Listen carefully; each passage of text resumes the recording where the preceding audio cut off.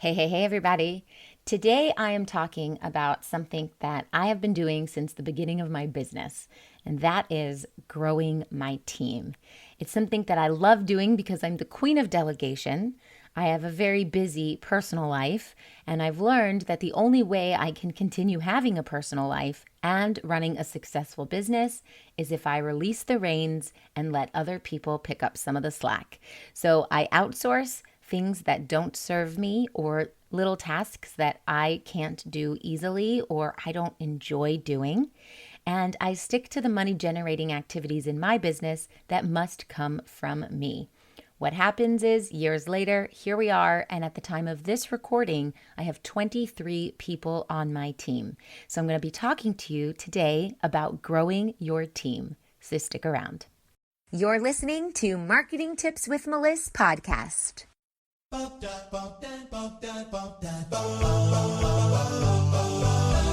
Welcome to Marketing Tips with Meliss podcast. And now your host, Meliss-Ep.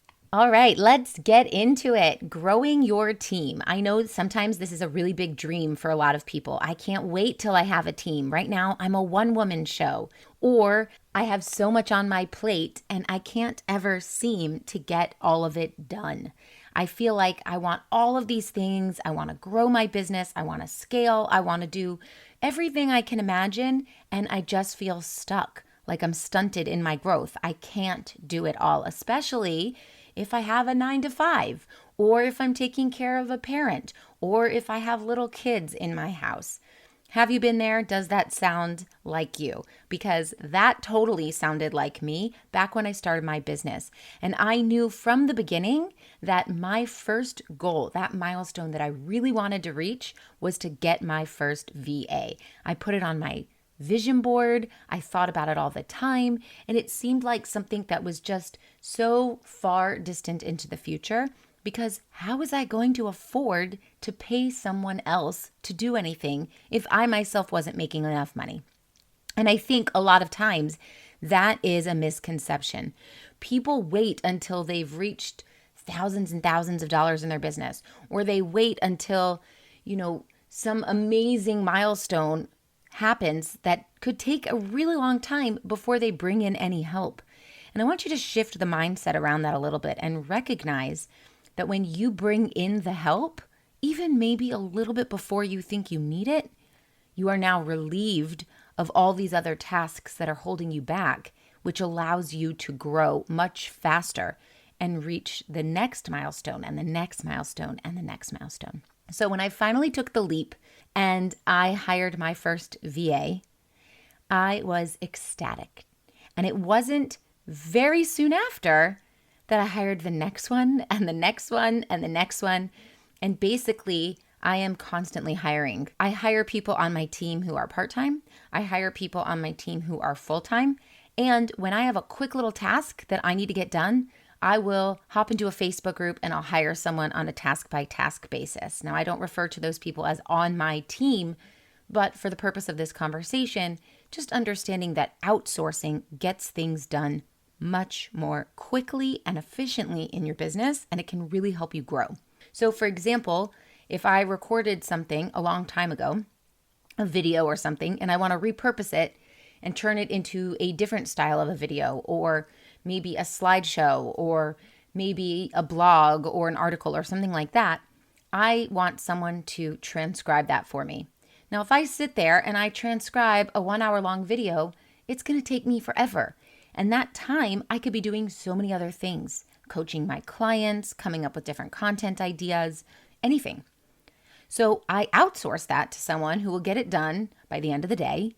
It might cost me $20, maybe $30, $40, and it's done while I'm working on other things. And then when they say, hey, I'm done, here you go, Meliss, now I can hop into the re-recording or making the slide deck. Now I've reached a point in my business where I have people who can make slide decks for me. That doesn't mean that they always do, because I do love Canva. I still love doing those things. But when it comes down to a time crunch, I pass that off.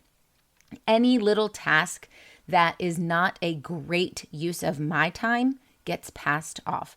And this is how I've slowly grown my team over time. So now we have departments on my team. We have the tech team who take care of all the technology, support tickets, putting the zaps together, fixing funnels, any coding that's messed up on websites, all of that. We have the lead generation team, and these people on the team are the ones that are bringing new leads in or are nurturing leads or are helping me cultivate relationships online. We have the design team, and the design team is responsible for anything that is visually created. That could be slide decks, webinars. Sometimes it could be any of our promotional products. Maybe it's a mock-up of something.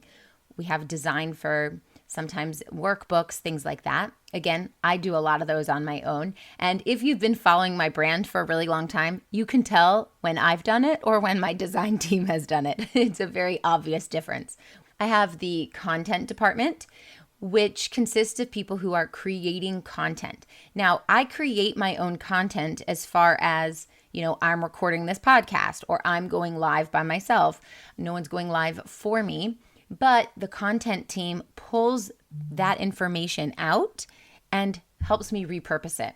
So, for example, you might see a post on Facebook and 2 weeks later you see a version of it as a reel, a short video clip in a really fun way on Instagram.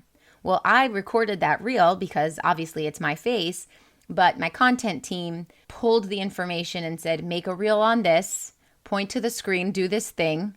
And then they put the text on there for me. That's an example. Or content writing as far as copywriting. So the writing on my website that you see, that all came from me and my ideas. And then my copywriter made it sound like smooth magic because that's her skill set.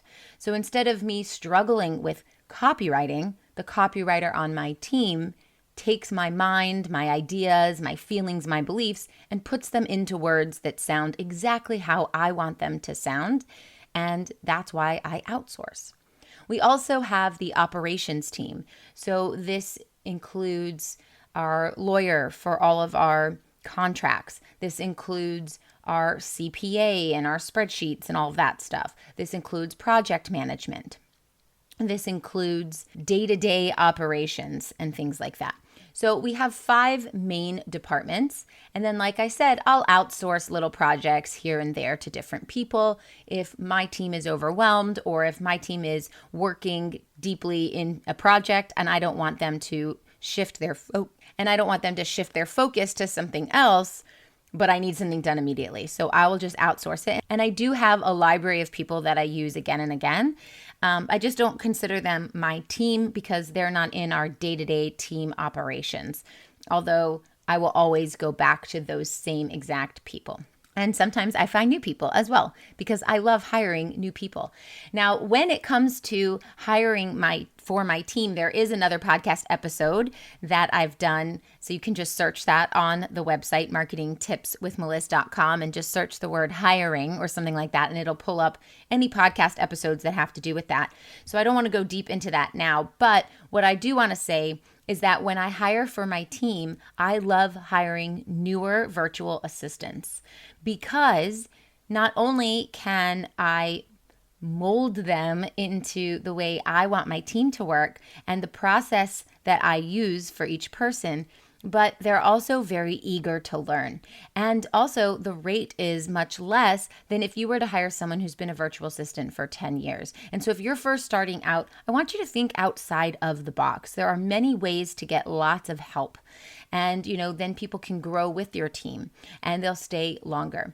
And most of the people on my team have been with me for many, many years. Are you tired of trying to figure things out on your own and then finding expensive solutions online? I've got just the thing for you.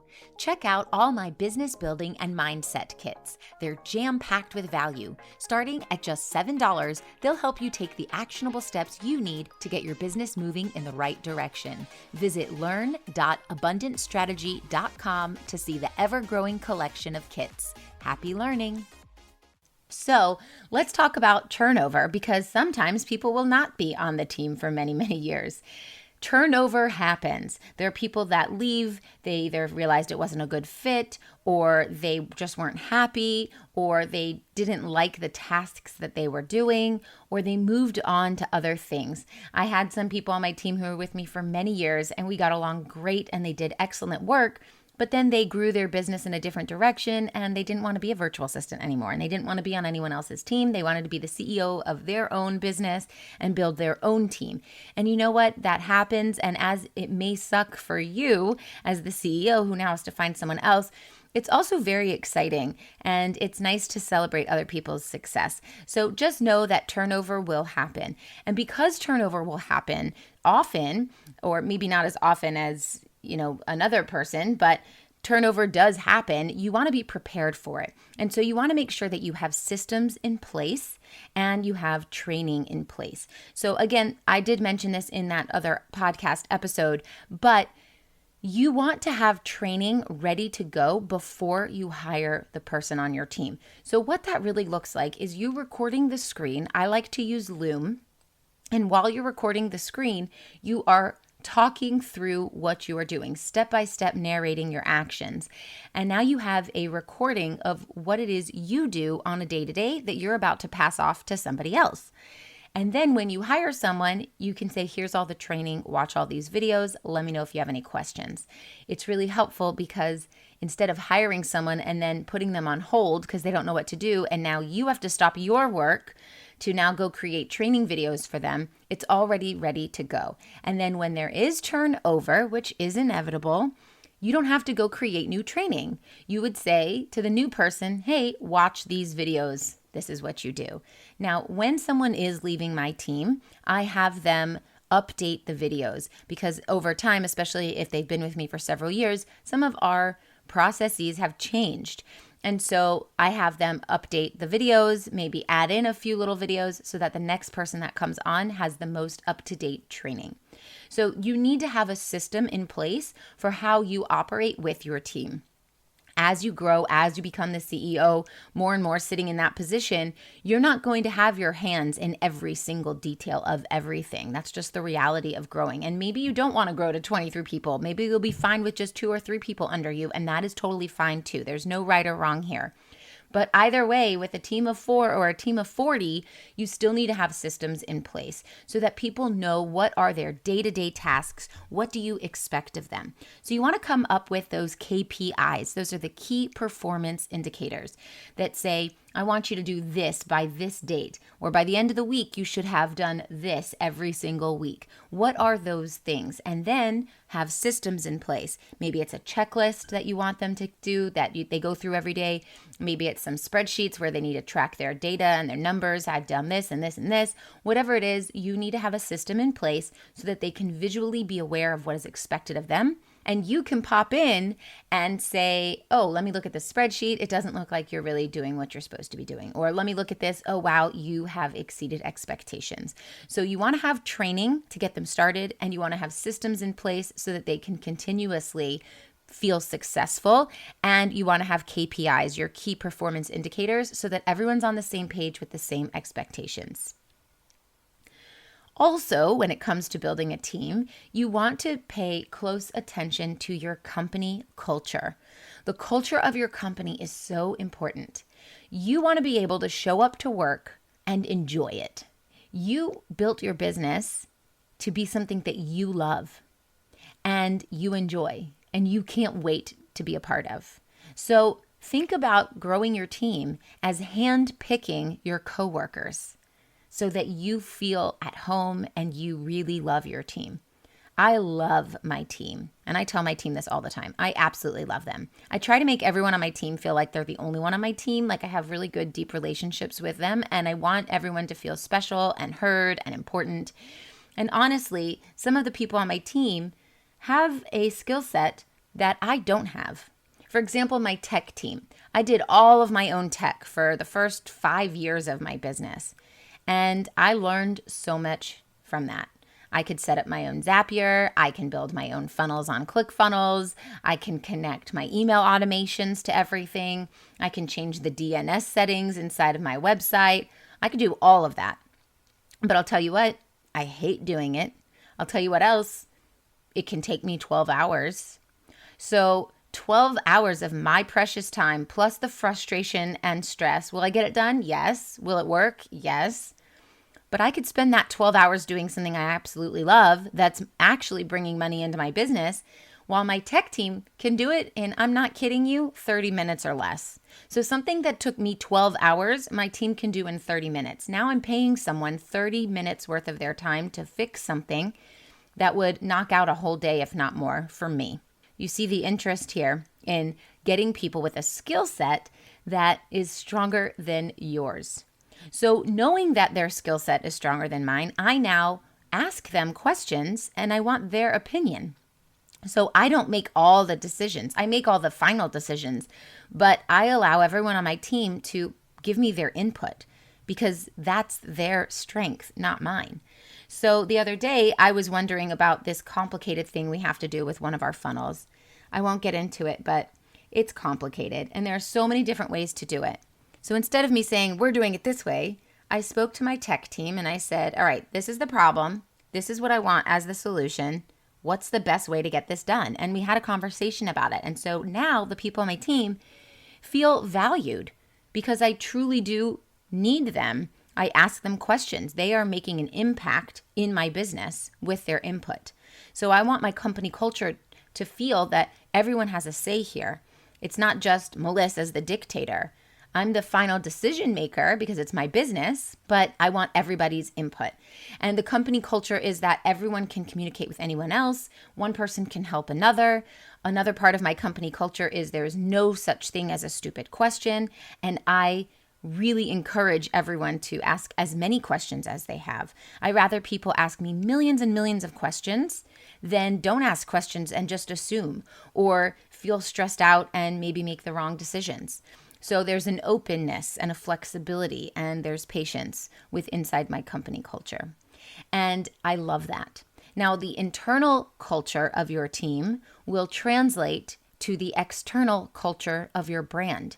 So if your internal culture is very high-paced, stressed, people aren't getting along, frantic energy, that uncomfortable feeling that your team is going to feel is going to translate into your brand. Your brand's going to come off pushy. Maybe it'll come off salesy. Maybe it'll come off cold.